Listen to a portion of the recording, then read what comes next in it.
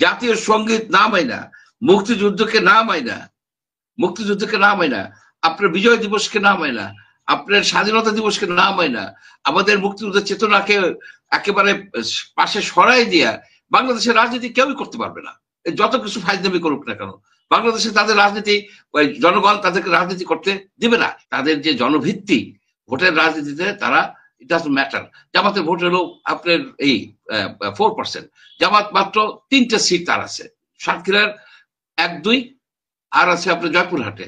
আর কোন জায়গায় জামাত ইলেকশন করে আসতে পারবে না, ইলেকশন করে আসতে পারবে না। বিএনপি কিংবা আওয়ামী লীগের তার সহায়তা রাখবেই। ভোটের যদি আপনি ক্যালকুলেশন দেখেন, জামাত এককভাবে এই 3 সিটকে তার পাইতে পারে। বিএনপির উচিত তাদেরকে ধৈর্য, শুধু বহিষ্কার না, বহিষ্কারে কিছু আসে যারা, তাদেরকে অ্যাক্টিভলি ধরে পুলিশের হাতে দিয়ে দেওয়া দরকার। ওইটা শোনার পরে অনেকের একটা কনক্লুশন আসতে পারে, এই যে যে আগুনগুলি দিছে, এই আগুনগুলি কি এরা দিছে, চাঁদাবাজির জন্য দিছে? এই কনক্লুশনে কিন্তু পাবলিক এসে যেতে পারে। সুতরাং বিএনপির এখন একটা কিন্তু ক্রিটিক্যাল ফেজে যাচ্ছে। 15 বছর 18 বছর বাক স্বাধীনতা ছিল না। আপনার যে রাইট টু অ্যাসেম্বল, যে জায়গায় জায়গায় যে মিটিং করা, মিছিল করা, এগুলিও তো আপনার ব্যাপক বাধার সৃষ্টি হতো, ধরে নিয়ে যেত, মারতো, আপনার জল কামান ব্যবহার করতো। ওইগুলি কিন্তু এখন নাই, প্র্যাকটিক্যালি ওগুলি নাই। যেটা আছে সেটা আপনার অ্যাকসেপ্টেবল লেভেলের আছে। পুলিশের হাতে তো বন্দুকও নাই, যার ফলে লোক স্বাধীনতা পেয়ে গেছে। এখন নানা জনে নানা কথা ওই বাক পাকুম পায়রার মতো বলার চেষ্টা করতেছে। এটা একটা একদিকে আমি মনে করি কি যে স্বতঃস্ফূর্ত ভাবে আপনার মানুষের যে অভিব্যক্তি, অনেক সময় দেখা যাচ্ছে একটু রাগান্বিত হচ্ছে, গালাগালি করতেছে, কিছুটা মারামারিও করতেছে। At the same time it's a sign of vibrant ডেমোক্রেসিও কিন্তু বলা যায়। কিন্তু জিনিসটা হচ্ছে যে এই সরকারের কিছু দুর্বলতার জন্য এই জিনিসগুলিকে, এই যে মানুষের যে অভিব্যক্তি, যে তাদের যে চাহিদা, তাদের যে মানে আশা আকাঙ্ক্ষা, সেগুলিকে ঠিক মতো অ্যাডজাস্ট করতে পারতেছে না। আপনি এখানে একটা উদাহরণ দেই, জগন্নাথ বিশ্ববিদ্যালয় আবাসনের বিষয়টা, এটা সম্পূর্ণভাবে শিক্ষা মন্ত্রণালয়ের আওতাধীন বিষয়। এখানে আমরা কিন্তু শিক্ষা উপদেষ্টাকে একবারও দেখলাম না। আপনি দেখেন যে এই যেখানে এই শিক্ষার বিষয়গুলো আসে, শিক্ষা উপদেষ্টা আসছেন না কেন? তার তো, তার যে হ্যান্ডেল করা দরকার, তার এখানে অনেক মেশিনারিজ আছে, অর্থাৎ তার যেমন ইউজিসির চেয়ারম্যান আছে, তারপরে তার আরো কর্মকর্তা আছে, কর্মচারী আছে, এবং সেগুলি প্রাতিষ্ঠানিক প্রাতিষ্ঠানিক একটা মেমোরি আছে, যেটা দিয়ে সেটার মাধ্যমে এই ধরনের আন্দোলন কিভাবে দমন করতে হয় বা কিভাবে এটাকে ম্যানেজ করতে হয় সেটা আছে। ইনস্টিটিউশনাল যে মেমোরি, ইনস্টিটিউশনাল যে লার্নিং, সেগুলি আছে। ওনারা কেন আসতেছে না কেন এখানে? কেন মাহফুজ আলম কেন এখানে আসবে?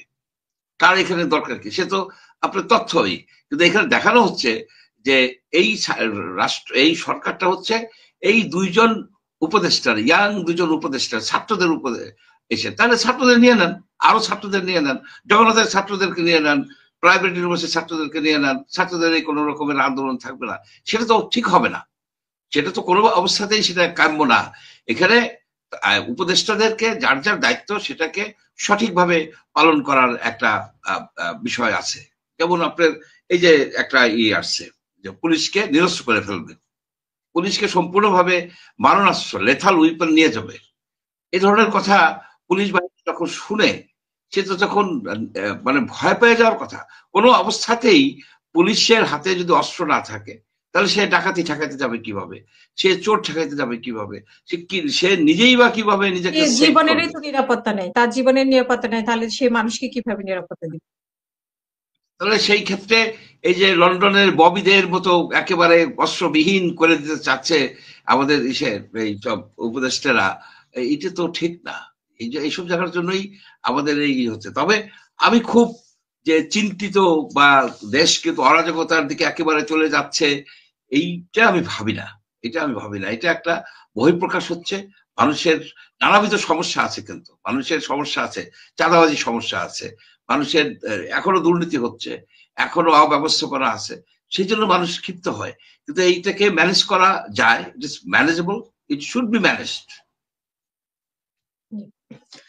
অনেক ধন্যবাদ, আপনার কাছে শুনবো আবারও। আমি প্রফেসর ডক্টর, আমি আরেকটা বিষয় আপনার কাছে বলে জিজ্ঞেস করেছিলাম যে এনসিপি মানে আওয়ামী লীগকে নিষিদ্ধর পরপরই আমরা দেখতে পাচ্ছি যে এনসিপির সাথে জামাতের এক ধরনের দ্বন্দ্ব।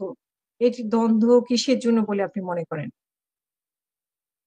এই যে দেখেন, এই জামাত হচ্ছে রাজনৈতিক বৈরম খা, বুঝলেন? রাজনৈতিক বৈরম খা।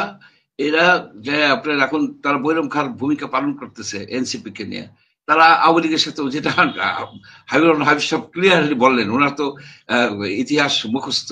আওয়ামী লীগের সাথে তারা রাজনীতি করছে, পক্ষ হয়ে কাজ করছে। বিএনপির সাথে করে তারা তো দুইটা মন্ত্রিত্ব তারা নিচ্ছে। বাংলাদেশের বিএনপি এখানে একটা ভুলই করছে, যে বাংলাদেশের ফ্ল্যাগ তাদেরকে উড়াইতে দেওয়া উচিত হয় না। আপনি যদি হাইন্ডসাইটে চিন্তা করেন, যে আজকে দেখেন যে এনসিপি কে তারা, এনসিপি একটা মিটিং করছে, সেখানে জাতীয় সঙ্গীত গাওয়া হচ্ছে। আপনি যত কিছুই বলেন, কিছু কিছু বিষয় আছে তো সেটেলড ইস্যু, সেগুলিতে নিয়ে গন্ডগোল করা যায় না। জাতীয় পতাকা, জাতীয় ইস্যু, মুক্তিযুদ্ধ, আপনার যে 16ই ডিসেম্বর, আপনার 25শে মার্চ, 26শে মার্চ স্বাধীনতা তাদের দিবস। গতকালকে একজন যুক্ত ছিলেন, উনি বলেছেন যে ওই সময় আজানের সময় ছিল নাকি এরকম কিছু ছিল। আজানের সময় ছিল, সেজন্য আজানের সময় তারা আবার হচ্ছে করছে কেন? তারা কি কি ধরনের কথা? আজানের সময় যারা গান গাইতেছিল, যদি আজানের সময় তারা গানই গায়, তাহলে যারা যারা গান গেছে তাদের ই হবে, আল্লাহ সেটা দেখবে। কিন্তু উনরা যে হইচই করছে, উনরা যে হইচই করছে, সেটা আমরা ক্লিয়ারলি দেখছি। ওরা এই গান তো গায় না, ওরা তো জাতীয় সঙ্গীত গায় না। জাতীয় সঙ্গীত যদি না মানে, জাতীয় সঙ্গীত না মাইনা, মুক্তিযুদ্ধকে না মাইনা, মুক্তিযুদ্ধকে না মাইনা, আপনার বিজয় দিবসকে না মাইনা, আপনার স্বাধীনতা দিবসকে না মাইনা, আমাদের মুক্তিযুদ্ধের চেতনাকে একেবারে পাশে সরাই দিয়া বাংলাদেশের রাজনীতি কেউই করতে পারবে না। যত কিছু ফাইজলামি করুক না কেন, বাংলাদেশে তাদের রাজনীতি, জনগণ তাদেরকে রাজনীতি করতে দিবে না। এইসব বিষয় কিন্তু বিএনপি বলেন, আওয়ামী লীগ বলেন, জাতীয় পার্টি বলেন, মেজর পলিটিক্যাল পার্টিগুলির মধ্যে কিন্তু এই 53-54 বছরে এক ধরনের ঐক্যবদ্ধ গড়ে উঠছে। সেই ঐক্যবদ্ধকে অস্বীকার করার কোনো উপায় নাই। এখানে আপনার ইলেকশনের রাজনীতি একটা, আপনার ক্ষমতায় যাওয়ার জন্য রাজনীতি একটা, কিন্তু বাংলাদেশের সার্বভৌমত্বের ক্ষেত্রে, বাংলাদেশের স্বাধীনতার ক্ষেত্রে, বাংলাদেশের মূল চেতনার ক্ষেত্রে কিন্তু আমি যে জিনিসটা দেখি, ব্রডলি তারা এক কথাই করে। যারা করে না তারা কিন্তু ফ্রিন্স মানে গ্রুপ, তাদের কিন্তু আপনার তেমন কোনো ভূমিকাও নাই, তাদের জনসমর্থনও নাই। 4%, 5% উপরে তারা উঠতেই পারে না। এখানে মেজরিটি জনগণ বাংলাদেশের স্বাধীনতার পক্ষে। এখানে যে তারা এই এনসিপি একটা একটা আমি আশান্বিত ছিলাম যে এনসিপি একটা গুণগত পরিবর্তন আনবে বাংলাদেশের রাজনীতিতে। তাদেরকে তারা পারলো না, তারা সেটা পারলো না। তাদের নানাবিধ দুর্বলতার জন্য তারা একদম ওই আছে না, যে আতশবাসীর মতো হয়ে গেল, অনেক উপরে উঠে গেল, আবার ধপাস করে পড়ে গেল। এখন জামাত সেখানে গেছে, জামাতের সহায়তা তারা নেয়, তারা জামাতের সহায়তা নেয় মিটিং এ লোক আসার জন্য। জামাত সেখানে চলে আসতেছে, টুপি টুপি পরে ঠোরা আসা দেখাইতেছে যে উই আর দ্য সেভিয়ার, তোমরা আমাদের কাছে আসো, আমরা তোমাদেরকে গাইডেন্স দিব, আমাদের ইসের মধ্যে তোমরা থাকবা। এই অর্থাৎ বৈরম খা, মানে ওই যে সে আকবর যখন ইয়াং সে ছিল, ওই ধরনের তারা গাইডেন্স তারা দেওয়ার চেষ্টা করবে। কিন্তু এটা খুব খুব যে কিছু হবে তা না। বাংলাদেশের এই বাট ওরা তো পরিস্থিতি, মানলো না, মানে আন্দোলন আদায়ের মানে দাবি আদায়ের পরের দিনে তো তারা মাহফুজ আলম স্ট্যাটাস দিল, তারপরে এনসিপি থেকে স্ট্যাটাস দেওয়া হলো জামাতের বিরুদ্ধে। তো সেটা তো হলো না। না, ওই স্ট্যাটাসে শুনেন, রাজনীতিটাকে আপনার টোটালি আপনার ফেসবুক স্ট্যাটাস কেন্দ্রিক করে ফেলেন, তাহলে তো হবে না। আপনার হবে না। সেখানে মিটিং এর বিষয় আছে, সেখানে মিছিলের বিষয় আছে, সেখানে তাদের ইন্টারাকশন আছে জনগণের সাথে, তাদের যে একটা জনগণের পারসেপশন কি সেগুলিও আছে। শুধু একজনের স্ট্যাটাস দিল, সেখানে সে বাধা দেয় নাই কেন?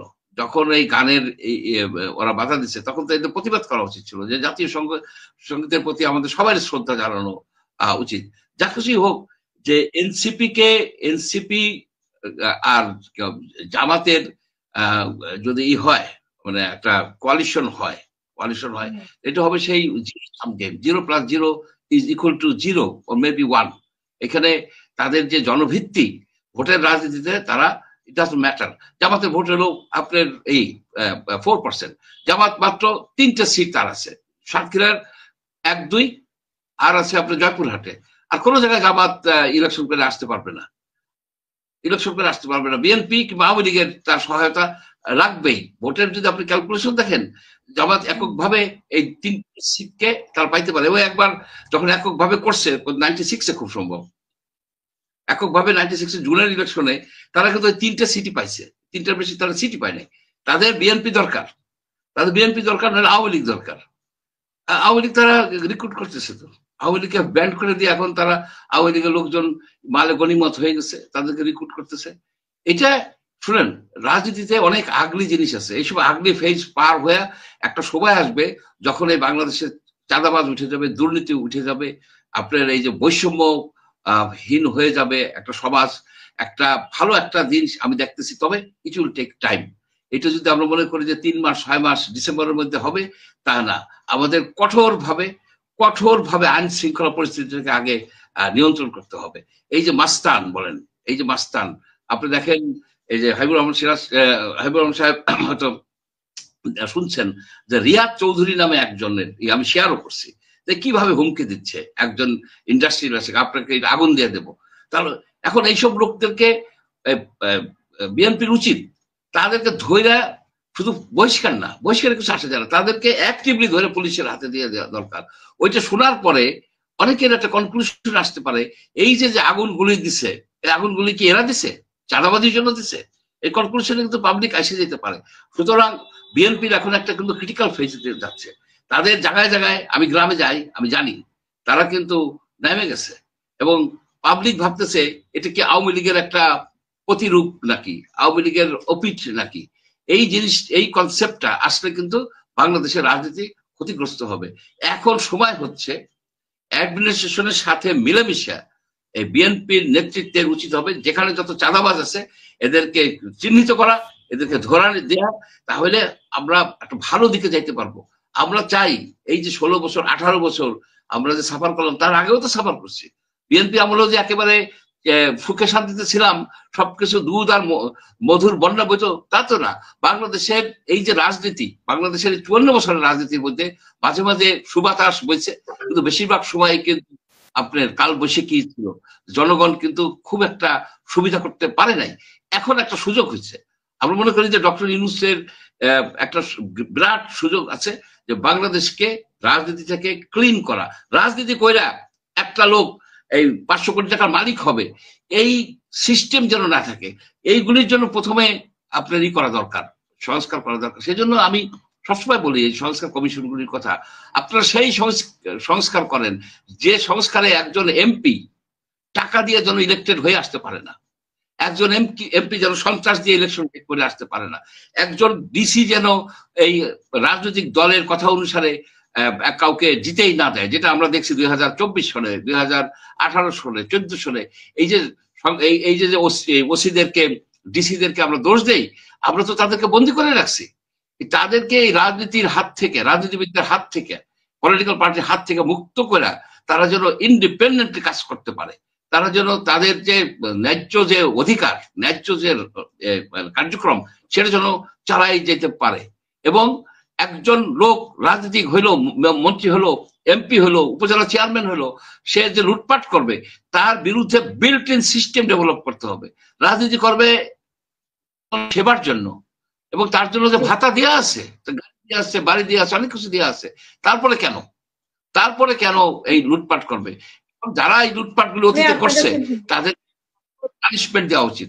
তাদেরকে যদি ছাড়ে দেওয়া হয়, এই যে ট্রুথ অ্যান্ড রিকনসিলিয়েশন কি কমিশন নাকি একটা কি করতে চাচ্ছে সরকার, আমি এটা প্রবল বিরোধিতা করি। কিসের রিকনসিলিয়েশন?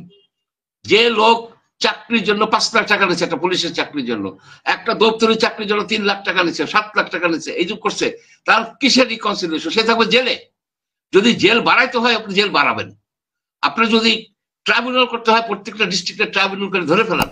এইসব অপরাধীরা যেন সমাজে না থাকতে পারে, যাতে ফিউচারের রাজনীতিবিদরা তারা যেন তাদেরকে উদাহরণ থাকে যে আমার আগের এমপি এখন জেলে আছে।